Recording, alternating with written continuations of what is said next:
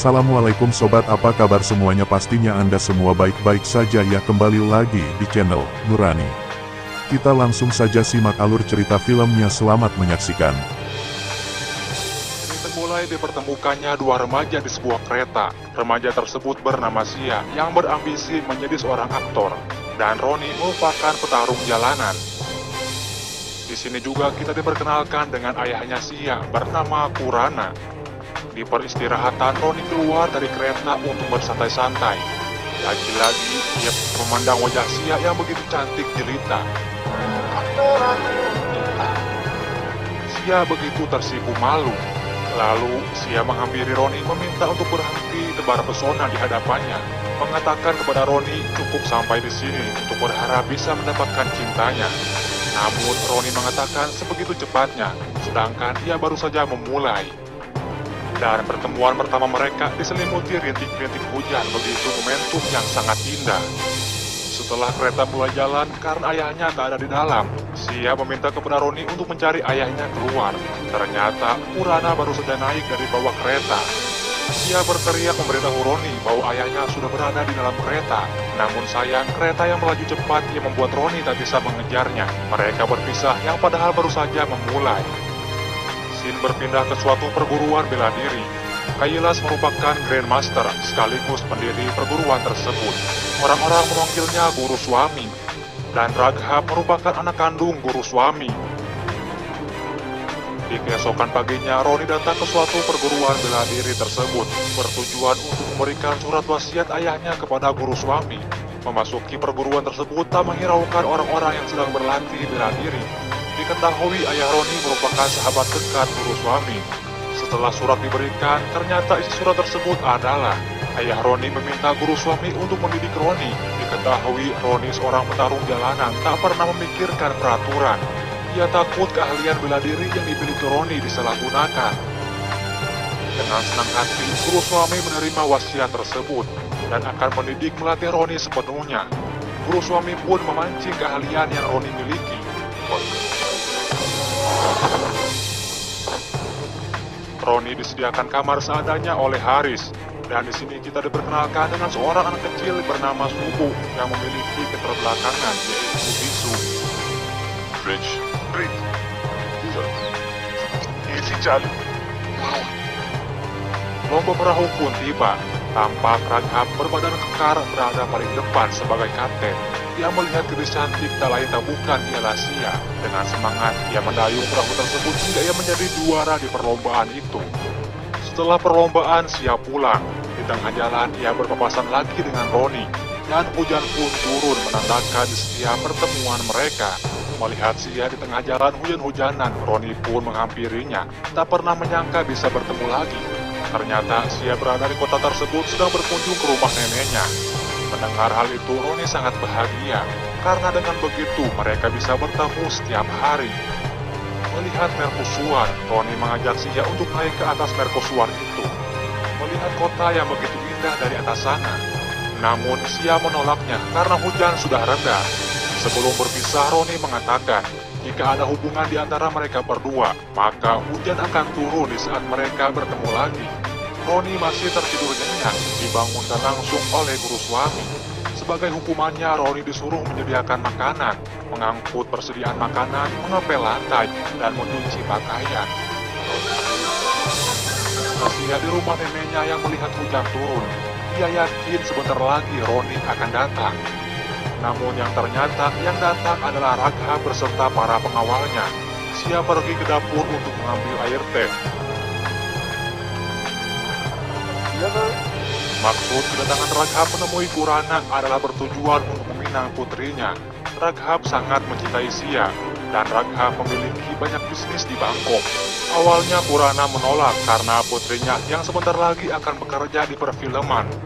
Namun setelah melihat uang yang begitu banyak, Kurana menerima lamaran Raghab. Di saat hujan turun, Sia naik ke atas menara mercusuar, berharap Roni juga akan naik ke atas sana. Dan yang ternyata Roni datang lebih awal ke menara mercusuar tersebut. Sama-sama sedang menunggu, padahal mereka hanya berbelakangan. Setelah mendengar Sia marah-marah kesal karena Roni belum datang juga, Roni hanya tertawa lalu menghampirinya. Setelah hujan reda, mereka menghabiskan waktu bersama, mengelilingi alam yang begitu indah. Sampai malam tiba, Roni mengantarkan Sia. Sia merasakan hatinya sudah mulai jatuh cinta kepada Roni dan memberikan cincin pemberian ayahnya kepada Roni, meminta kepada Roni untuk tidak melepaskan cincin tersebut. Roni pulang dengan selopoyongan karena mabuk. Ia kecewa karena guru suami belum mengajarkan apa-apa kepadanya.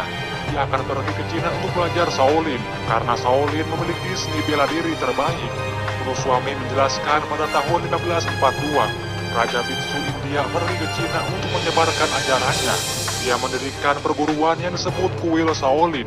Dia mengajarkan teknik 18 tangan biksu, dan itu semua bagian dari kalahari kami. Setelah guru suami mengeluarkan mabukan dari tubuh Roni, ia menasehati Roni bagaimana cara bertahan dan bagaimana cara menyerang. Untuk bisa survive, Roni harus bertahan dan menyerang, dan meminta kepada Roni jadilah diri sendiri sebagai pemberontak atau petarung jalanan. Namun itu semua harus ada sebabnya, dan Roni meminta guru suami untuk segera melatihnya.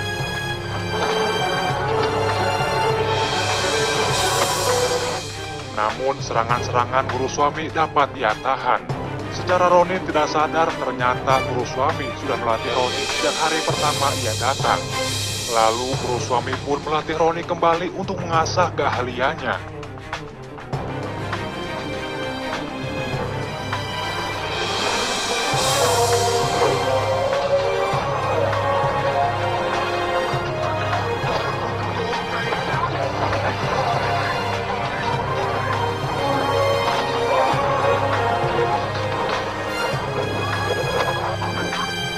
Melihat itu, Rangga memuji keahlian bela diri Roni, dan Roni sangat berterima kasih kepada guru suami yang sudah ia anggap sebagai ayah.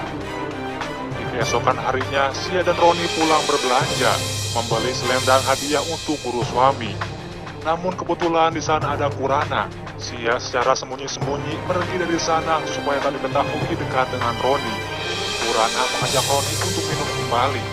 Namun setelah Kurana melihat cincin yang ia berikan kepada Sia ada di tangan Roni, meminta kepada Roni untuk melepaskannya, dan jangan pernah berharap bisa menikahi putrinya. Kurana menceritakan kepada Raghab tentang Roni. Sia hanya akan menikah dengan dirinya. Jika perlu, Raghab akan membunuh Roni. Omongan tersebut terdengar oleh ayahnya. Guru suami sangat tidak setuju, meminta untuk bersaing secara sehat. Selama ia hidup, guru suami tak akan membiarkan ketidakadilan itu terjadi. Kembali ke meja makan, Raghab meminta maaf kepada ayahnya dan menyuapinya. Namun ini yang terjadi.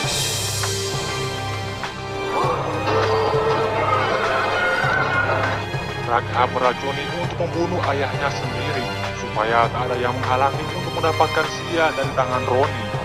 Lalu Raghab menyuruh anak buahnya untuk menculik Subu dari tangan Roni, karena itu salah satu kelemahan Roni.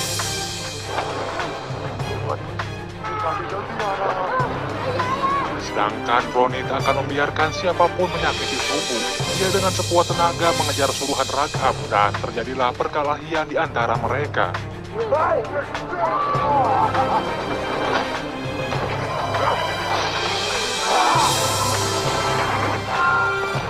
Dia terus mencari Subu, dan dia melihat Subu yang akan dilemparkan, dan ini yang terjadi.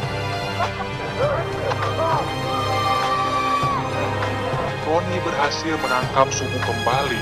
Dengan amarahnya, dia menyerang mereka semua.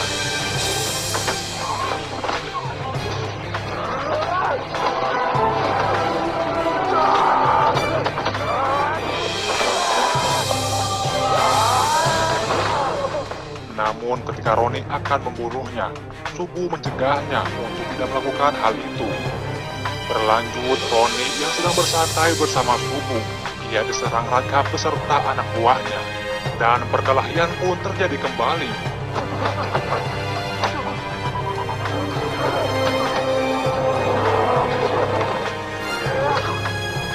Dan Roni berlari mendekati pom bensin, menyirami mereka dengan air bensin. Raghab mengungkapkan pertarungan ini terjadi karena Roni berani mendekati Sia, dan ia takkan pernah membiarkan Roni mendekati Sia. Namun Roni mengatakan Sia hanya mencintai dirinya. ia berani mati untuknya. Begitu cepatnya Raghav menghentikan dirinya, sedangkan Roni baru saja mulai.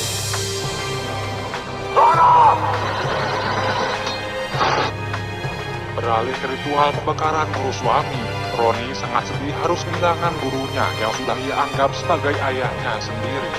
Siapapun pelakunya, ia tak akan membiarkan murid-muridnya tertidur. Ia akan menggantikan posisi guru suami.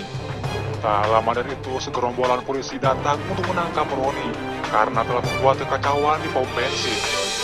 Ternyata polisi itu polisi bayaran Raghav. Yang lebih menyakitkan lagi, Kurana juga terlibat dalam rencana penangkapan Roni. Setelah berminggu-minggu, Roni dibebaskan kembali dan menceritakan bahwa ayah Sia telah merencanakan itu semua dengan Raghav demi memisahkan mereka berdua. Dengan rasa kecewa, Roni memilih untuk meninggalkan Sia, meminta kepada Sia untuk tidak lagi menunjukkan wajahnya. Di rumahnya, Sia sangat bersedih harus berpisah dengan Roni. Kenapa ayahnya tidak setuju dengan hubungan mereka, sedangkan Roni orang yang baik. Kurana yang mendengar pembicaraan mereka membenturkan kepalanya ke tembok, bertujuan memfitnah bahwa yang melakukan semua ini terhadap dirinya adalah Roni yang balas dendam, dan juga memfitnah bahwa Roni melemparkan cincin yang telah Sia berikan tepat di wajah Kurana. Setelah mendengar penjelasan ayahnya, Sia sudah tak lagi percaya terhadap Roni, dan Sia memutuskan untuk meninggalkan kota ini besok demi meraih mimpinya sebagai aktor.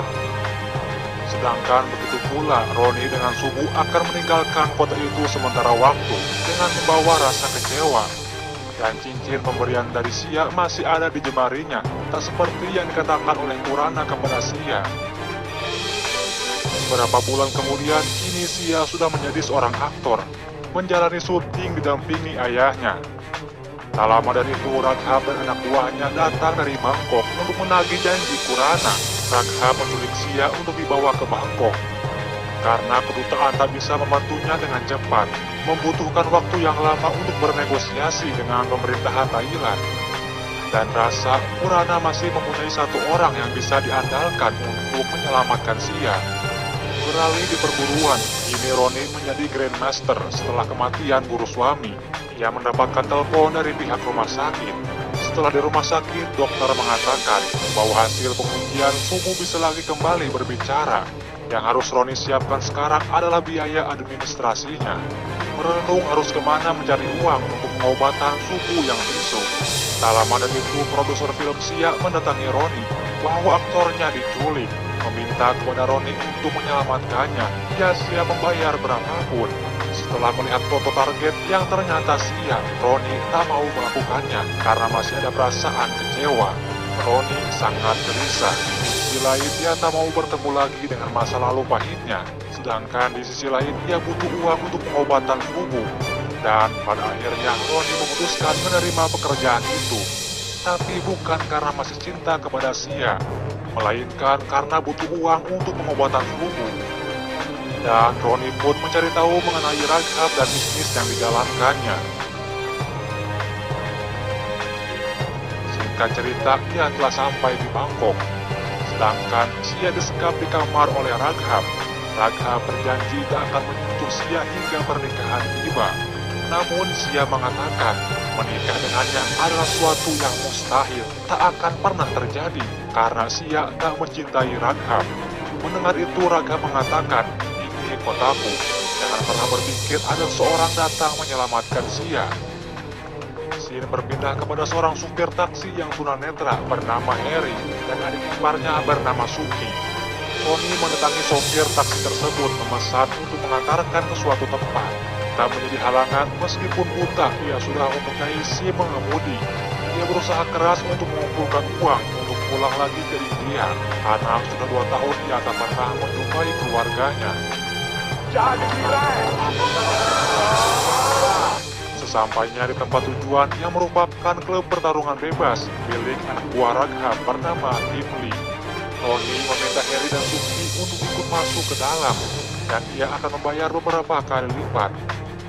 Di sana sedang berlangsung pertandingan antara Lon sebagai juara bertahan dan sekaligus petarung andalan Tim Lee. Setelah pertarungan dimenangkan oleh Lon, Roni maju ke depan menantang Lon untuk bertanding. Hanya dengan satu gerakan, Lon tumbang di hadapannya, tentu yang membuat Gimli marah karena andalannya tumbang. Di peristirahatan, mereka bertiga merayakan kemenangan, sedangkan Roni yang melihat cincin teringat dengan waktu yang ia habiskan bersama Sia. Tak lama dari itu, sekelompok Gimli menyerang peristirahatan mereka. Mereka bertiga berlari sekencang mungkin menghindari pengejaran Gimli dan anak buahnya.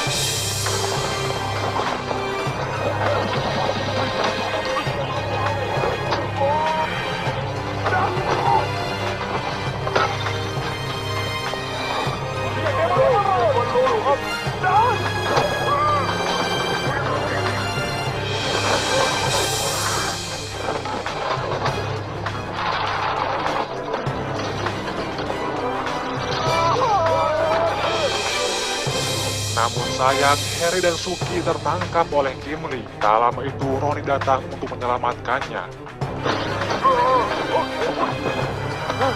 Menanyakan keberadaan Biju kepada Gimli, dan Roni berhasil menemukan Biju, mengancam istrinya Biju untuk memberitahukan keberadaan Sia. Namun Biju mengatakan bahwa Raga bukan penjahat kelas teri, sulit untuk menembus markasnya. Pintu masuk dijaga oleh penjaga bersenjata. Anak buah Raga menjaga di setiap lantai yang berjumlah 10 lantai, yang merupakan para petarung hebat. Dan untuk menembus Raghab harus berhadapan dengan Yong, sang Mesir pembunuh atau pembunuh bayaran dari Cina.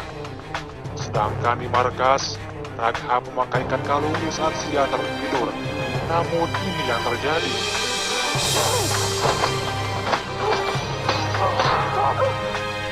Sia terjatuh pingsan dan Biju mendapatkan telepon dari Raghab bahwa Sia dilarikan ke rumah sakit. Mendengar itu, Roni menanyakan di mana Sia dirawat. Namun Biju tak mengetahui persis di mana Sia dirawat, dan ini yang terjadi. Roni datang ke rumah sakit menyamar menggunakan baju dokter curian. Sedangkan Gimli disekap di bagasi taksi Harry supaya tak membocorkan rahasianya. Yong yang mondar-mandir mencoba menghubungi adiknya yaitu Gimli, namun tak ada jawaban juga. Untuk tidak mengenali wajahnya, ia memakai masker lalu memasuki Sia dirawat.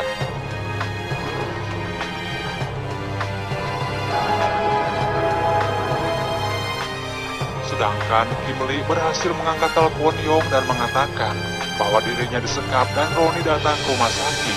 Mereka pun langsung bergegas pergi ke rumah sakit. Di saat suster akan menghubungi keamanan, Sia menghajar dari belakang. Dan mereka keluar menyamar menggunakan seragam dokter. Namun sayang di saat berpapasan dengan Raghab dan anak buahnya, Raghab mencurigai dan mengenali wajah mereka, meminta mereka berdua untuk membuka maskernya. Raghab mengancam bahwa mereka tak bisa keluar karena sudah dikepung. Namun Roni tak mau kalah, ia menjadikan Sia sebagai tameng untuk keluar. Oke.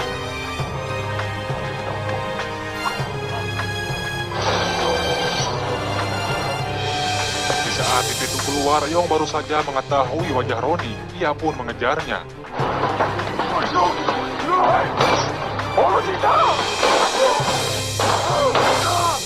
Yong sangat sedih karena melihat adiknya mati tertembak tepat di depan matanya. Di malam harinya, Suki telah mempersiapkan semuanya. Perahu untuk Roni dan Sia pergi ke Krabi, bertemu dengan orang India yang akan menyiapkan paspor kepulangan Roni dan Sia ke India. Di saat akan kepergian mereka berdua, Suki sangat bersedih karena ia juga ingin pulang ke India. Namun ia harus banting tulang dulu, mengumpulkan uang untuk bisa pulang dan menjumpai keluarganya.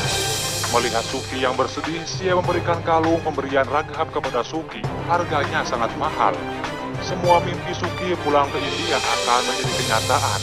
Suki sangat bahagia dan berterima kasih kepada Sia.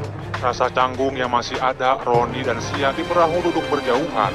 Mereka berdua masing-masing terus mengingat masa-masa kelam mereka berdua.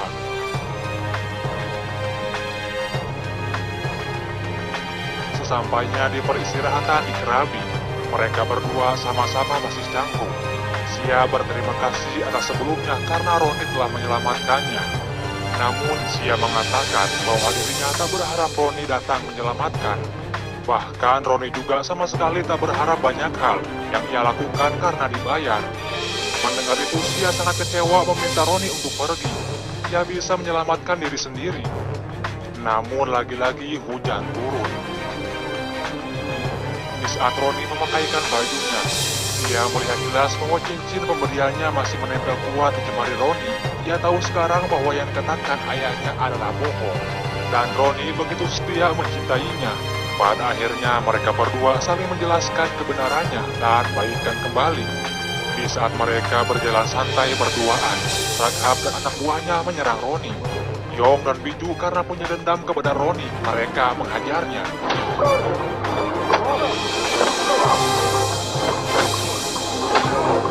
Namun di saat Yong akan membunuh Roni, Biju mencegahnya, mengambil pistol di sakunya, dan ini yang terjadi.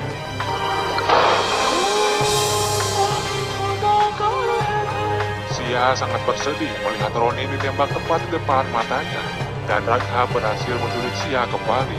Raghab mengatakan sekarang tak ada lagi yang bisa menyelamatkan Sia. Roni sudah ada di alam lain. Melihat hujan turun, Sia yakin Roni pasti akan menemuinya, dan mengatakan kepada Raghab dia ada di sini. Dan benar saja Roni masih hidup, berdiri di depan gedung akan menyerang markas Raghab untuk menyelamatkan Sia.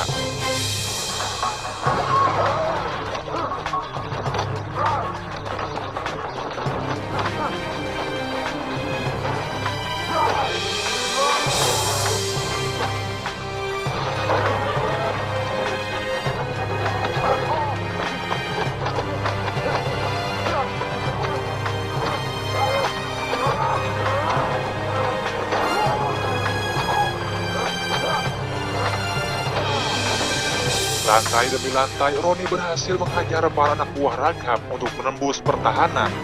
Namun ketika di lantai 6, anak buah Raghab berhasil mengaktifkan alarmnya. Yang tentu para anak buah Raghab semuanya bersiap menyambut Roni. Di ruangan, Raghab melihat Roni masih hidup. Ia curiga terhadap Biju. Biju mengatakan karena yang Roni lakukan itu benar. Roni tak membunuh istrinya, dan Biju menembak dengan pistol kosong. Setelah itu Biju tewas dibunuh. Memasuki lantai ketujuh, Roni harus berhadapan dengan para petarung.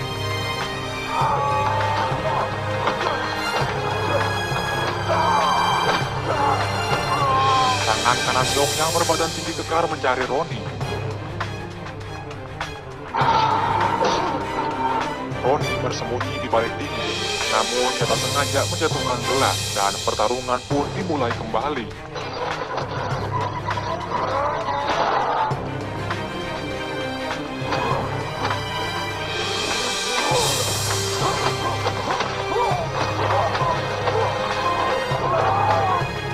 Sedangkan Sia kabur, dan tinggal giliran Yong sang mesin pembunuh dari Cina menghajar Roni. Karena dulu Sia telah dilatih oleh Roni, ia dengan gampang melawan anak buah Raghab. Dan sekarang saatnya Roni melawan mesin pembunuh untuk menembus pertahanan Raghab.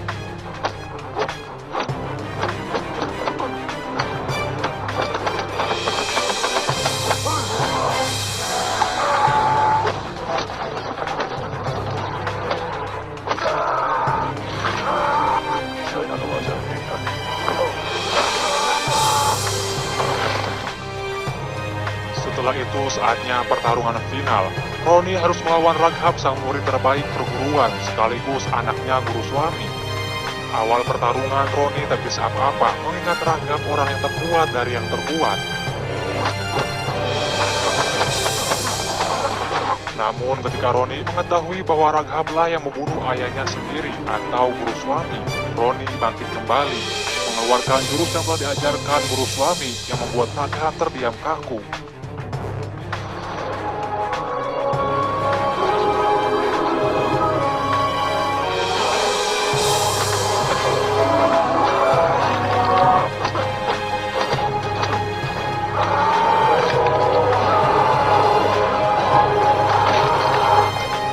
Akhirnya Raghab tumbang di tangan Roni. Di akhir film, Roni dan Sia kembali ke perguruan, dan Roni resmi akan melanjutkan perjuangan guru suami dalam membangun perguruan yang hebat.